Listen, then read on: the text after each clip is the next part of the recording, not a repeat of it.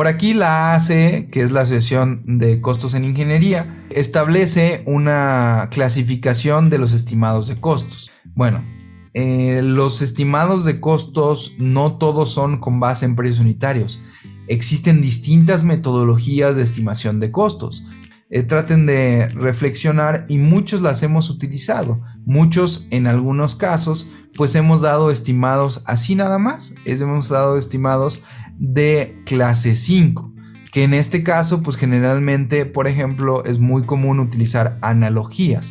¿Qué quiere decir? Pues tal vez en alguna plática casual nos contactan y dicen, ¿sabes qué? Yo te conozco y yo sé que tú ejecutas, por ejemplo, carreteras.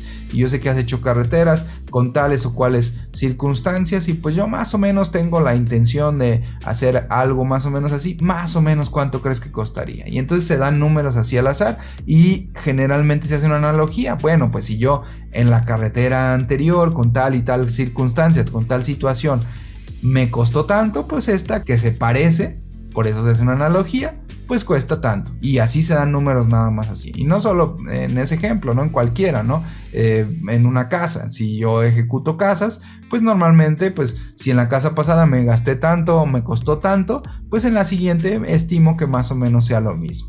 Obviamente, con las características que acabamos de ver, debemos de reconocer que no va a ser igual, es imposible que sea igual porque todo está cambiando constantemente y las circunstancias van a ser distintas. Entonces, a estos se les denominan estimados de clase 5 cuando hacemos por juicio, por analogías, modelos paramétricos, orden de magnitud.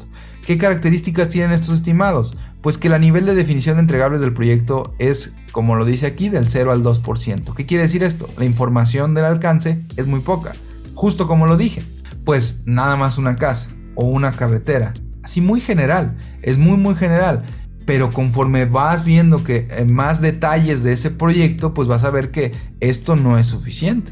¿Por qué? Pues porque al final de cuentas, si yo digo una casa nada más, pues cada uno se imaginó cosas distintas. Algunos se imaginó una casa pequeña, algunos se imaginó una casa grande, algunos se imaginó una casa intermedia, algunos una mansión, no sé. Entonces, el término casa abarca tantas cosas y tantas diferencias de situaciones que nosotros no podemos realmente cobrar con un estimado clase 5. Nosotros, por eso aquí dice que el uso de este estimado es nada más una evaluación conceptual. Luego tenemos estimados como este clase 4, que ya son los modelos paramétricos y de componentes, que aquí ya se pueden hablar de un 1 a un 15% de nivel de definiciones de entregables del proyecto, y esto ya pues sirve para estudios de diseño conceptual. Fíjense aquí en el error, pues andamos en un error, si bien es más bajo que este, todavía es un error bastante amplio. Y así sucesivamente, así bajaríamos al clase 3, en donde ya tenemos del 10 al 40% de nivel de definición de entregables del proyecto, y tenemos un error ya del menos 15 al 20% en nuestro estimado. Y aquí ya puede ser utilizado para estudio de factibilidad y autorización de recursos. Y luego tenemos aquí los estimados clase 2. Los estimados clase 2, que aquí ya tenemos, como bien dice aquí, los precios unitarios detallados. Y aquí nos dice que debemos de tener de un 30 a un 75% de nivel de definición de entregables del proyecto. ¿Esto qué quiere decir? Que nosotros requerimos mucha información. ¿Por qué es importante ser consciente de esto? Si, por ejemplo, yo fuera su cliente y yo les pidiera un estimado con base en precios unitarios y yo no les doy información, yo solo les digo una casa, por decir un ejemplo exagerado, ¿verdad? Pero si yo les digo, oye, ¿cuánto me cobras por una casa? Ustedes no pueden hacer un estimado con base en precios unitarios porque no tienen la suficiente información.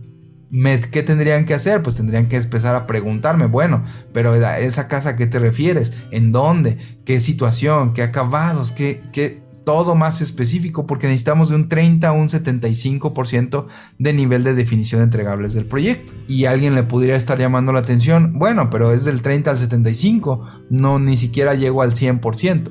¿Por qué creen que no lleguemos al 100%? Por la siguiente cuestión. No podemos saber cuál es el 100% del entregable de un proyecto hasta que se termina. Justo por eso. Es imposible que yo sepa exactamente cuánto voy a entregar hasta que no se termine el proyecto, hasta que no se entrega, porque yo no sé si de repente, aunque yo ya crea que estoy trabajando ya en lo final, pues si de repente se hace una solicitación extra. Entonces, por eso tenemos de un 30 a un 75% de nivel de entregables del proyecto. ¿Cuándo vamos a tener el 100%? Pues en los clase 1, que si se fijan aquí, ¿cuál es el uso?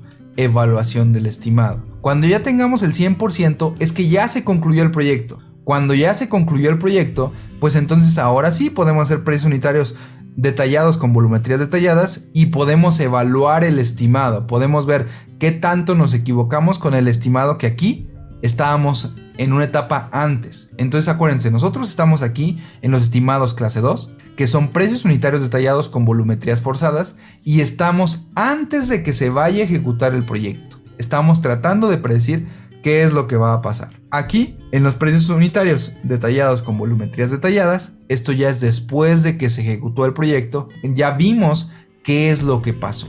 Entonces, es una situación distinta, es ya el futuro. Aquí estamos en el presente, pero es antes de la obra, que sería el pasado de la obra, y esto ya sería el futuro. Entonces, ¿qué deben de tener en cuenta? Pues deben tener en cuenta que necesitamos mucha información. Si no tenemos mucha información, no podemos hacer un estimado. Y deben de tener en cuenta que también, aunque es bastante certero, bastante preciso, pues aún así tenemos un error, ¿verdad? Tenemos cierto porcentaje de error que es normal en todos los estimados. Conforme nosotros seamos más capaces, seamos más hábiles en la elaboración de los estimados, pues se espera que nuestro diferencial con lo que realmente va a suceder vaya reduciéndose. Y entonces sí, como dice aquí, o sea, el objetivo de hacer un estimado con base en precios unitarios ya con volumetrías detalladas, que si se fijan aquí, miren, esta es justo la diferencia. En este vemos volumetrías forzadas. ¿Qué son volumetrías forzadas? Es estimar cuánto es lo que yo voy a tener que ejecutar. Yo estoy haciendo una estimación de acuerdo al proyecto, pero pues ustedes saben que esa estimación pues puede que no sea tal cual como yo lo hice, porque se me puede presentar alguna situación en el momento de ejecutar, etcétera, ¿no? Y entonces estos ya son volumetrías detalladas, que esto ya es lo que realmente se hizo. Por ejemplo, yo puedo estimar que voy a necesitar cierto número de tabiques para construir algo, y pues resulta que mi proveedor de tabiques me está entregando muchos tabiques defectuosos, por decir algo, ¿no? Entonces en realidad tuve que pedir bastantes más tabiques de lo que yo creía, porque pues por esa cuestión, ¿no? Entonces esto ya considerarías eso, ya considerarías lo que realmente pasó, y esto sería previo, antes de que supieras qué iba a pasar.